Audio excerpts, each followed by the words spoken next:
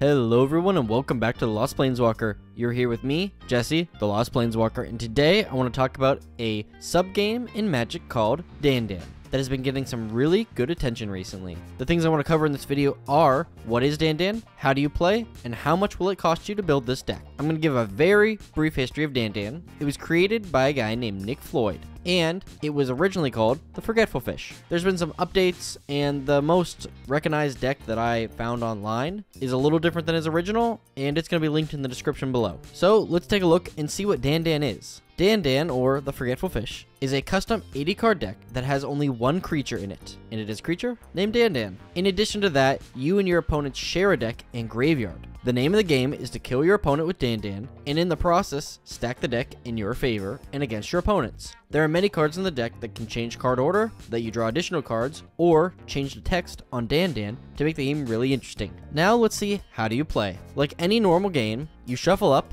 and each player draws 7 cards, and from there the game proceeds like any other Magic game. The difference comes in the fact that each player has a shared library and graveyard. Our first card is Dandan. It is the only creature in the deck, and has some pretty strict rule text that makes this subgame what it is. Dandan can attack players unless they control an island, and if at any time you don't control an island, then you must sacrifice Dandan. This restriction on the card can be manipulated in so many different ways, and it makes this creature perfect for this type of deck. If your opponent is casting a card that you don't want them to play, cast a card like Metamorphosis or Memory Lapse that puts it back on top of your shared library, and then you have a chance of drawing it your next turn. This can either be a spell that you want to stop, or maybe it's a Dandan that your opponent's casting and you're like, I want to cast a Dandan. Other cards that help stack the top of your library are Brainstorm and Telling Time, which allows you to basically put them however you want, and hopefully your opponent draws that island or whatever that you want them to draw, and you get the next good card after that. And just like any good blue deck, we have lots of ways to draw cards. There's an abundance of options with Accumulated Knowledge, Predict, and Thought Scour. All these cards also serve another purpose, like Accumulated Knowledge, drawing more cards if there are more accumulated knowledges in the graveyard. Predict can remove the top card so your opponent doesn't get it, or if you have a spell that can play something on top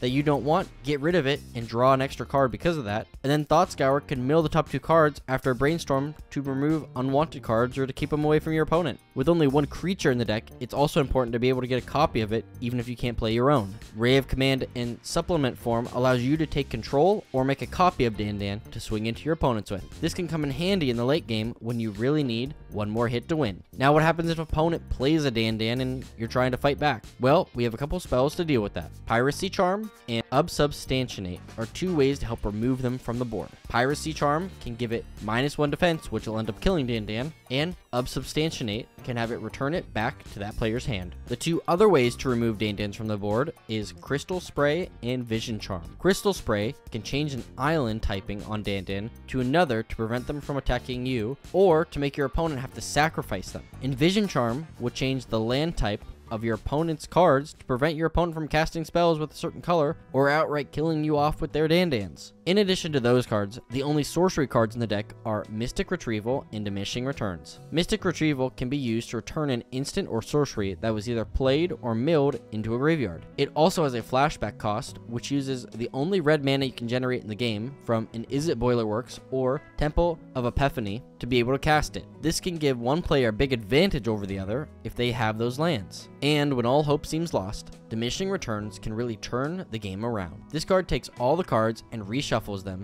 and gives each player a chance to restart with a fresh 7 cards, but at the cost of exiling 10 random cards off the top. This will likely remove a couple of Dandans from the game, making them even more valuable. Every card in the deck has a purpose, including the lands. Halimar Depths and Temple of Epiphany can be used to scry cards on top.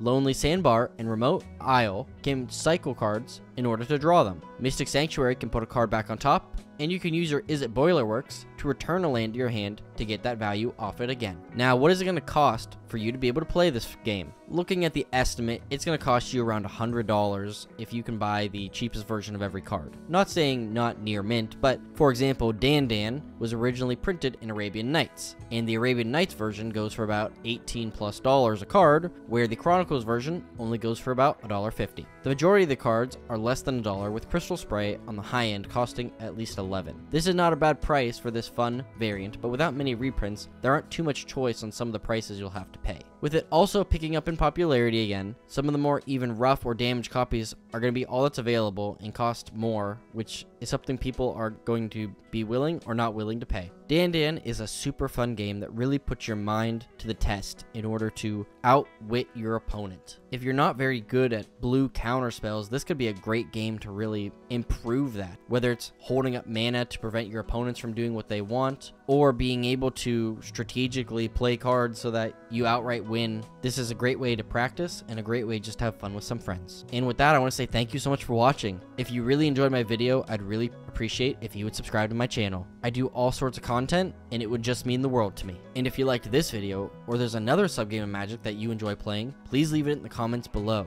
I would love to hear from you, seeing what you think of this game, and also what you think of other subgames of Magic. And that's it. So as always, I'll see you later, Planeswalkers.